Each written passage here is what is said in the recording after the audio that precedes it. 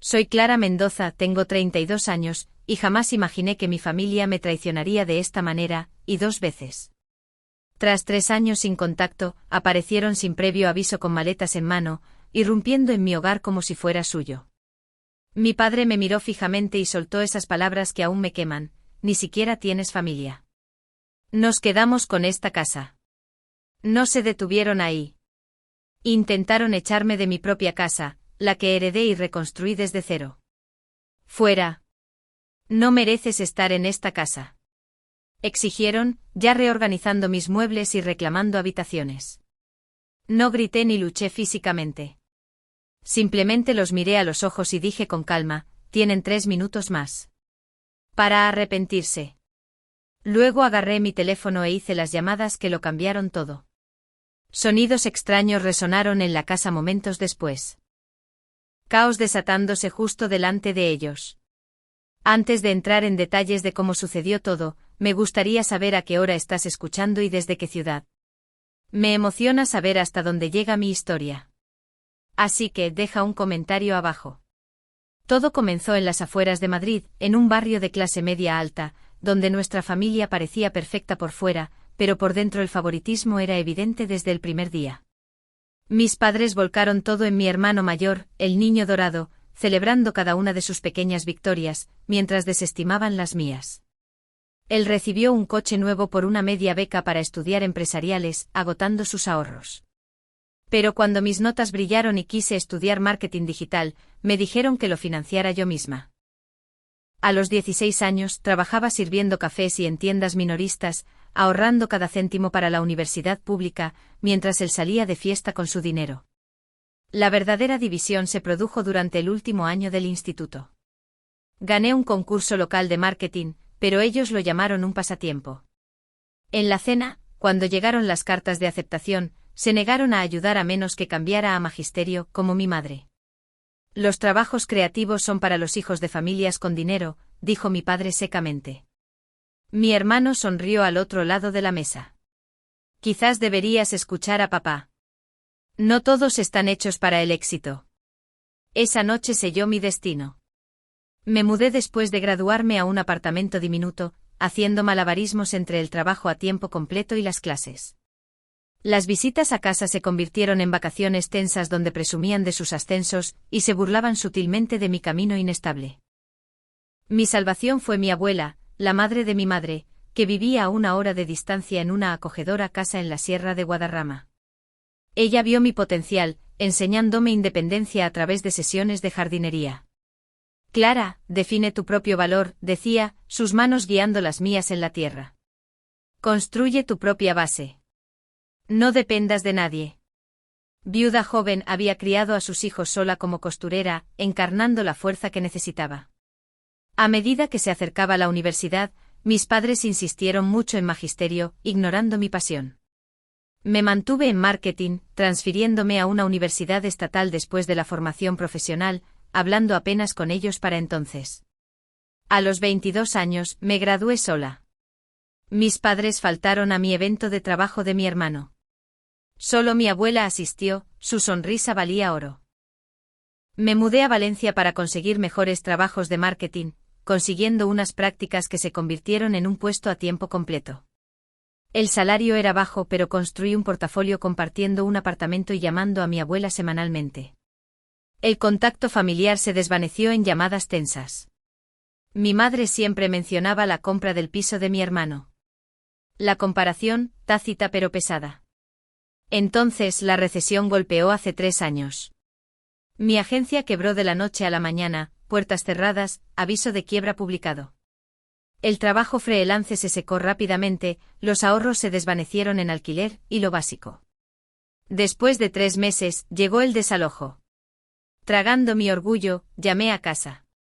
Necesito ayuda, solo para el alquiler de 1 mes, supliqué. Silencio, luego la voz fría de mi padre.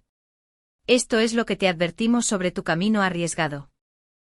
Afirmaron no tener fondos extra, una mentira ya que siempre habían encontrado dinero para mi hermano. La llamada terminó sin ayuda, ni siquiera una estancia temporal.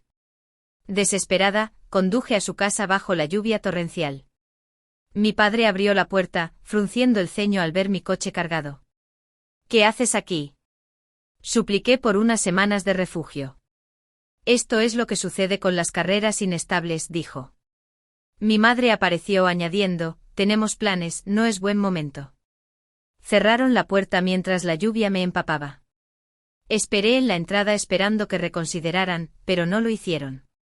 Esa noche dormí en mi coche en el aparcamiento de un supermercado. Con 25 euros dejé mensajes a mi hermano, ignorados. Durante 2 semanas viví de duchas en gimnasios, buscando trabajo en bibliotecas. Una mañana fría, en una cafetería, una antigua colega me reconoció. Clara. Se deslizó en el asiento con la preocupación clara en su rostro. Me derrumbé admitiendo la situación de calle. Insisto, quédate conmigo, dijo. Te daré comida, mi habitación de invitados. Somos amigas ahora. Su novio dirigía un pequeño estudio de marketing. Después de revisar mi trabajo, me contrató en un puesto de nivel de entrada. Salario estable. Deja que te reconstruyas. Esa tarde sonó mi teléfono. Era la vecina de mi abuela. Su neumonía había empeorado. Corrí las 3 horas de viaje con la ayuda de mi amiga, llegando para verla frágil en la cama del hospital. Mi Clara, susurró entregándome una caja con una llave y su testamento. La casa es tuya. Tienes la fuerza. Falleció 2 días después. Con mi mano en la suya. El testamento dejaba la casa y 50.000 euros a mi nombre. Pequeñas cosas a los demás. Las caras de mi familia se ensombrecieron en la lectura de las acusaciones. Siempre te favoreció, gritó mi madre. Tomé las llaves, me mudé y comencé las renovaciones, convirtiéndola en mi santuario y oficina en casa. Con la herencia lancé Horizonte Marketing enfocándome en pequeñas empresas. Los clientes crecieron. Actualicé la casa, nuevo tejado, el jardín floreciendo. El pequeño pueblo me atrajo. Los vecinos me recibieron con tartas. El dueño de la librería local se convirtió en amigo, y luego en algo más. Pero la tensión latía. Mi familia impugnó el testamento, fracasaron y comenzaron a enviar correos electrónicos sondeando el valor de la propiedad. Instalé cámaras sintiendo problemas. Su desesperación alcanzó su punto álgido cuando estaba en una conferencia. Los vecinos me enviaron mensajes sobre luces encendidas. Las cámaras mostraron cómo forzaban la cerradura descargando cajas. Llamé. Rechazaron la llamada. Mi hermano contestó el teléfono fijo casualmente. Nos estamos instalando. Esta es propiedad familiar. Están invadiendo, dije. Váyanse ahora o vendrá la policía. Se rió. Llamar a la policía a la familia es cruel. Tenemos un caso para impugnar el testamento. La abuela no estaba en sus cabales. Terminé la llamada, volé a casa. Al llegar, los encontré reorganizados. Mi ropa apartada, sus fotos colgadas. Necesitas irte, declaré. Esta casa es para una familia real, replicó mi madre. Ni marido ni hijos, solo tú. Mi padre añadió, la tomaremos de una forma u otra. Marcé el número de emergencia sin decir una palabra. La policía llegó, verificó mi escritura. Les dieron 30 minutos para empacar bajo supervisión. Mientras salían humillados, sentí validación.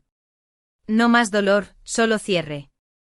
Las secuelas se arrastraron durante meses, órdenes de alejamiento, su plan expuesto a través de mensajes. Mi hermano enfrentó libertad condicional. Mis padres servicio comunitario. Corté lazos por completo, bloqueé números, quemé su última tarjeta. La vida floreció. Me casé con mi pareja en la fundación del jardín. Ayudé a supervivientes de rechazo como una joven publicista que escapaba de su familia. Aprendí que cortar lazos tóxicos te libera. La autosuficiencia construye un valor inquebrantable. Identifica el favoritismo temprano. Establece límites, protege tu felicidad de la codicia. Gracias por escuchar. Suscríbete para más historias de resiliencia. Comenta tus experiencias. Comparte con aquellos que necesitan esperanza. Todo comenzó en las afueras de Madrid, donde nuestra familia parecía perfecta por fuera. Mi padre, Daniel, trabajaba como contable en una empresa local, siempre con camisas impecables y llevando ese maletín de cuero como si contuviera el futuro de la familia. Mi madre, Sofía, era profesora de secundaria, corrigiendo trabajos hasta tarde en la noche, pero manteniendo nuestra casa de estilo colonial impecable. Luego estaba mi hermano mayor, Andrés, 3 años mayor que yo y la estrella indiscutible. Teníamos una casa estándar de 3 dormitorios con un jardín lo suficientemente grande para barbacoas. No éramos ricos, pero cómodos. La típica familia española luchando por la vida. Desde muy temprano, el desequilibrio me golpeó con fuerza. Andrés era la esperanza que ellos depositaban. Sus boletines de notas con C recibían aplausos y premios mientras misas eran descartadas como lo esperado de una chica como tú. Cuando apenas logró entrar en una universidad estatal para empresariales con una pequeña beca, organizaron una fiesta en el jardín completa con barbacoa y le regalaron un coche de segunda mano que agotó la mitad de su fondo de emergencia. Es nuestra inversión en el futuro, dijo papá casualmente una noche en la cena, como si yo no estuviera sentada allí. Yo, empezando el primer año, me taladraron que tendría que pagarme mi propio camino. A los 16, conseguí un trabajo en una cafetería local sirviendo cafés 20 horas a la semana después de clases para guardar dinero para la matrícula. Hacía malabarismos con las tareas escolares y los turnos grasientos, incluso gané un premio escolar por un proyecto de marketing que hice sobre negocios locales. Ellos asintieron cortésmente, pero nunca lo celebraron. El mensaje caló hondo. Andrés era la prioridad. Yo era el plan de respaldo. No se molestaron en financiarme.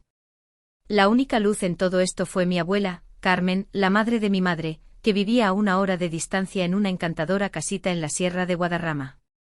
Me enviaba billetes de autobús para las visitas de verano, mientras Andrés iba a costosos campamentos de fútbol pagados por mis padres. Esas semanas con ella eran mi escape. Clara, decía mientras plantábamos pimientos en su jardín, sus manos callosas firmes sobre las mías. No dejes que definan tu valor. Tú misma lo dijiste. Había perdido a su marido joven y había criado a mi madre y a mis tías por su cuenta como dependienta de librería, luchando, pero sin quejarse nunca. Siempre ten tu propio techo, solía aconsejar. Constrúyelo fuerte para que nadie pueda derribarlo. Cuando terminó la secundaria, la presión aumentó. Mamá quería que estudiara magisterio como ella, un trabajo estable con veranos libres.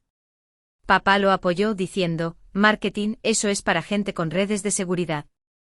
Pero me había enamorado del marketing digital en el 3er año después de que un profesor descubriera mi habilidad para las campañas y me introdujera en software como Adobe. Me quedaba hasta tarde diseñando folletos, participando en concursos e incluso ganando un premio regional por una presentación de marca falsa. Mis padres lo llamaron lindo pero no serio. El último año del instituto se convirtió en una avalancha de solicitudes. Apunté a universidades estatales asequibles con sólidos programas de marketing y al colegio comunitario local. Las aceptaciones llegaron, pero en la cena familiar, papá lo cerró. No hay dinero para una carrera de pasatiempo. Cámbiate a magisterio o empresariales o estarás sola. Mamá evitó mi mirada, picoteando su plato. Andrés, en casa de vacaciones, se rió. Vamos, hermanita. No todos están hechos para las grandes ligas como yo. Me fui corriendo a mi habitación, con lágrimas corriendo por mi rostro. Pero para la mañana siguiente tenía un plan. Universidad pública a tiempo completo y trabajo. Sin retroceder. Lo anuncié en el desayuno. Papá se encogió de hombros. Tu elección, tu arrepentimiento. Me gradué con honores, empaqué mi viejo Honda y me mudé a un apartamento compartido en Valencia con compañeros de piso encontrados en anuncios en línea. 40 horas a la semana en una cafetería y una tienda del centro comercial, además de un promedio de 3.8 en clases de marketing. Fue agotador, pero seguí adelante. Conducía a casa de la abuela Carmen cuando podía, sus ánimos me daban fuerzas. Después de 2 años me transferí a una universidad en Valencia para mi licenciatura, con conversaciones con casa ahora raras y tensas. Para entonces Andrés se había graduado y conseguido un puesto junior en ventas, siguiendo los pasos de papá. Las reuniones familiares se convirtieron en su reseña destacada. Andrés está cerrando tratos sin parar. Mamá radiante, el aire espeso con indirectas no dichas a mis sueños freelance.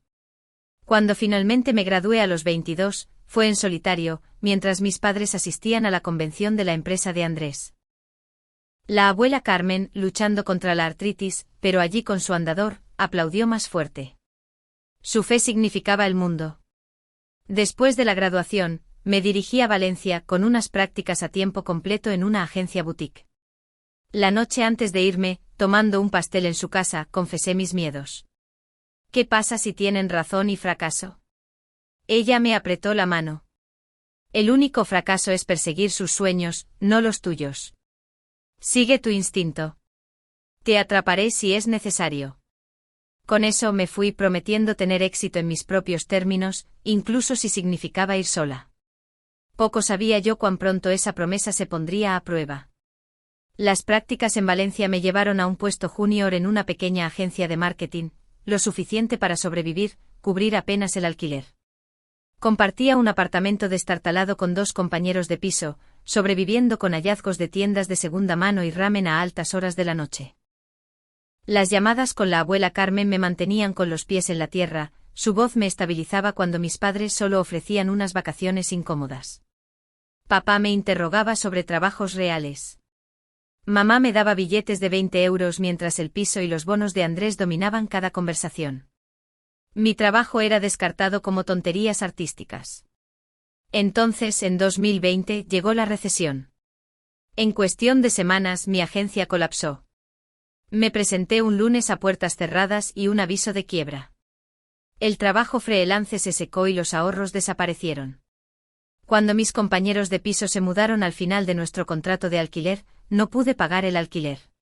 El desalojo llegó rápido. Una nota naranja en la puerta. Desesperada, llamé a casa. Mamá dudó. Entonces la voz de papá intervino. Esto es lo que dijimos que sucedería. Esa carrera inestable exactamente donde predijimos. Supliqué por el alquiler de un mes prometiendo devolverlo. Mamá murmuró sobre las facturas de la escuela de posgrado de Andrés y papá lo terminó. Elegiste este camino. Arréglatelas tú.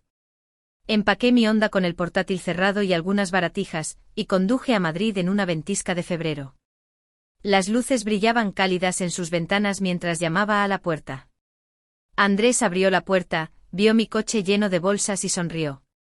Mamá y papá no están en casa, mintió aunque los vi dentro. Por favor, solo unas semanas, supliqué. Él se encogió de hombros y cerró la puerta. Dejé mi chaqueta en el riel del porche, esperando que cedieran. A la mañana siguiente la vi tirada en su cubo de basura.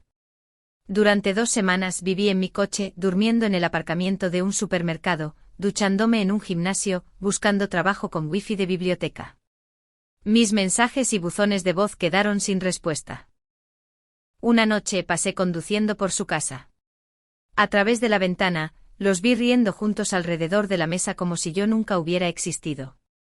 Una mañana helada en una cafetería, estaba inclinada sobre los tablones de empleo, saboreando un solo té cuando una voz dijo, Clara Mendoza. Era Megan Carter, una antigua colega. Ella parecía arreglada. Yo me estaba desmoronando. Se sentó sin dudarlo. ¿Estás viviendo en tu coche?, preguntó suavemente. Asentí. Las lágrimas se derramaron antes de que pudiera responder. ¿Por qué no te pusiste en contacto?, dijo. Todos luchamos. Yo también perdí trabajo. Entonces se levantó. Empaca. ¿Vienes conmigo? Al anochecer tenía sopa, una habitación de invitados y esperanza. El novio de Megan, David Rico, dirigía un pequeño estudio de marketing. A la mañana siguiente, después de ver mi portafolio, me ofreció un trabajo de nivel de entrada. Baja paga pero estable. Dije que sí al instante. Esa tarde sonó mi teléfono. Era Elena Torres, la vecina de la abuela Carmen. Clara, es tu abuela. Su neumonía ha empeorado. Deberías venir. Mi corazón se hundió. Había intentado llamar durante mis días en el coche, pero no podía permitirse el viaje a la Sierra de Guadarrama. Ahora, con un techo sobre mi cabeza y un trabajo que comenzaba, sabía que tenía que ir. Elena Torres me condujo 3 horas hasta la sierra esa noche. En el hospital encontré a la abuela Carmen débil pero sonriendo al verme. Mi Clara, susurró, sosteniendo mi mano. Me quedé toda la noche contándole sobre el trabajo y manteniéndolo ligero. Siempre supe que te abrirías camino, murmuró. A la mañana siguiente me dio una pequeña caja de su bolso, dentro había una llave y su testamento. La casa es tuya, dijo con firmeza. Intenté tranquilizarla, pero ella negó con la cabeza. 2 días después, falleció mientras dormía, con mi mano aún en la suya. El funeral fue pequeño, solo yo, Elena la vecina y algunos amigos de la iglesia. Mis padres y mi hermano Andrés vinieron, distantes y fríos. En la oficina del abogado, me enteré de que la abuela me había dejado la casa y sus ahorros. Mis padres solo recibieron recuerdos. Siempre te favoreció, espetó mi madre. No dije nada y me fui con las llaves. Me mudé a la casa, vieja pero llena de carácter, y comencé a restaurarla. Con la ayuda de Elena, monté una oficina en casa y empecé Horizonte Marketing. El trabajo llegó lentamente y comencé a encontrar estabilidad. El pueblo me dio la bienvenida y me acerqué a Javier, quien dirigía la librería local. 6 meses después, Andrés llamó de repente, demasiado alegre después de años de silencio. Poco después, mis padres se pusieron en contacto con preguntas sobre la casa. Luego noté un coche aparcado cerca de mi casa con demasiada frecuencia, y los vecinos mencionaron que alguien preguntaba por mí. Andrés ya había intentado y fallado en impugnar el testamento. Una tarde recibí un correo electrónico anónimo. Tu hermano debe 80.000 euros a gente peligrosa. Ten cuidado. El miedo se instaló y me di cuenta de que la lucha por el legado de la abuela no había terminado. El correo electrónico anónimo sobre la deuda de 80.000 euros de Andrés me atormentó durante noches. Entonces me llamó William Vance, el investigador que Andrés había contratado contra mí. Se suponía que iba a desenterrar tierra sobre ti, admitió. Pero tu hermano está metido con gente peligrosa. Debe 80.000 euros en 10 días. Tu familia está planeando algo. Prepárate. Su advertencia resultó ser cierta. Papá había perdido su carrera, las facturas médicas de mamá se acumularon, y Andrés les convenció de que mi casa era su salvación. Mientras estaba en una conferencia de marketing, la señora Enríquez me envió un mensaje diciendo que había visto luces en mi casa. Revisando mis cámaras, vi a mis padres y a Andrés descargando cajas, mudándose como si fuera suya. Cuando llamé a Andrés contestó el teléfono fijo, Residencia Thompson. Volé a casa temprano. Javier me recogió en el aeropuerto y me llevó directamente allí. Adentro. Mi familia había reemplazado mis cosas con las suyas. Mamá cocinando, papá en mi habitación. Andrés en mi oficina. Esta casa es demasiado grande para ti, dijo papá. Una casa familiar debería ayudar a la familia. Mamá añadió, ni siquiera tienes hijos. Nosotros la necesitamos más. Andrés agitó papeles afirmando posesión adversa. Manteniendo la calma. Tienen 3 minutos para arrepentirse de esto. Se rieron, seguros de que era impotente. En cambio, subí las grabaciones de la intrusión a mi abogado, llamé a los acreedores de Andrés con su ubicación y luego marqué el número de emergencias. Momentos después, los todoterrenos de los acreedores llegaron chirriando junto a las patrullas de policía. El caos estalló. Acreedores gritando el nombre de Andrés. Policía imponiendo orden. Les mostré a los oficiales mi escritura y las imágenes de seguridad. Esta es mi casa, dije. Papá intentó argumentar sobre la familia, pero el oficial lo interrumpió. Eso no te da derechos. Se les ordenó empacar y marcharse. Acompañados afuera. Sus rostros mostraban ira, vergüenza y miedo. La evidencia posterior demostró su esquema, los 3 entre ellos planeando mudarse y echarme. Viéndolos irse, sentí furia y alivio en igual medida. Habían subestimado y perdido. Ver a la policía escoltar a mi familia fuera de mi casa fue tanto alivio como dolor. Sus caras humilladas, la mandíbula apretada de papá, las lágrimas de mamá. El pánico de Andrés se quedó conmigo. Pero a medida que las luces traseras de su coche se desvanecían, sentí que algo cambiaba. Por primera vez, me había mantenido firme y se sentía bien. La batalla legal se prolongó durante meses. Con las imágenes de seguridad y el testimonio de William Vance, mi abogado obtuvo una orden de alejamiento contra ellos. Los propios mensajes de Andrés revelaron su plan: irrumpir y reclamar posesión adversa, culparme para que me rindiera. El tribunal lo rechazó fácilmente. Los registros médicos de la abuela Carmen probaron su sana mente y su testamento se mantuvo firme. Andrés fue el que peor lo pasó. Sus deudas de juego lo llevaron a la bancarrota. Sus bienes embargados. Se declaró culpable de allanamiento de morada, cumpliendo libertad condicional y servicio comunitario. Mis padres malgastaron sus ahorros en honorarios legales. Su reputación en el pueblo quedó destrozada. Un año después me enviaron una tarjeta en blanco. La quemé en la hoguera. Ese fue mi adiós final. La vida siguió adelante. Javier y yo nos acercamos, y en el aniversario de la intrusión, se propuso en el jardín de la abuela. 6 meses después, nos casamos allí.